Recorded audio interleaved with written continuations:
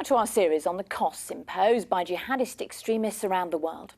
Yesterday we reported on the human toll, and tonight we take a closer look at the finances of these groups. Recently, the issue of kidnapping for ransom has gained international attention, but the fighters have other methods of filling their coffers. For more, I spoke a brief time ago with Jimmy Gurule, a former Undersecretary at the Treasury Department and now a professor at Notre Dame Law School. Can you just tell me, you've described Islamic State as the wealthiest terrorist organisation in the world. Where is their cash coming from? It's coming from principally four sources. First, from the sale of oil on the black market. It's been estimated that ISIS sells as many as 25,000 barrels of oil a day, bringing in anywhere between $1 to $2 million daily. Second, from extortion payments that are imposed on the population, people that are living in the territories in Iraq and Syria that are controlled by ISIS. These are extortion payments very similar to what you'd see by a mafia-like criminal organization. Third, as you mentioned, payments for ransom for hostages.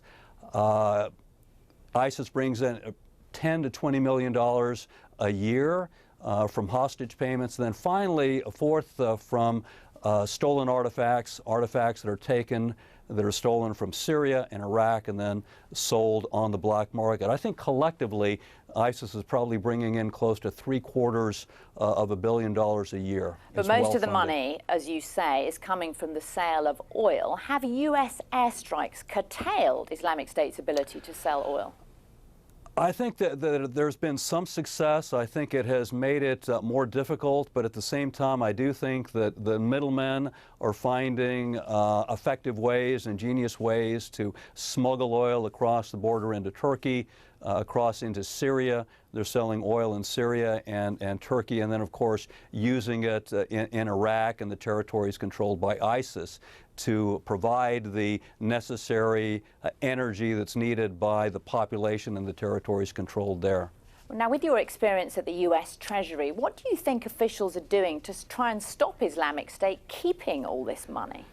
Well, I think the Treasury Department is struggling. I think it's been difficult for them to identify the actual middlemen that are transporting the oil, selling the oil, manufacturing crude oil into refined oil.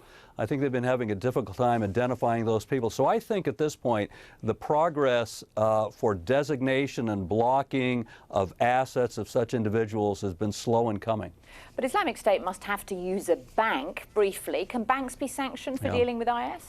Absolutely, and I think that should be a target, because if we're talking again about as much as $1 million to $2 million a day in funds that are being generated from the illicit oil trade, those monies are not being placed in a shoebox and hidden under a mattress of some member of ISIS. Those monies eventually have to work their way into the financial system, and that is through traditional banks. Jimmy Gurule, thank you very much for joining us. My pleasure. Thank you.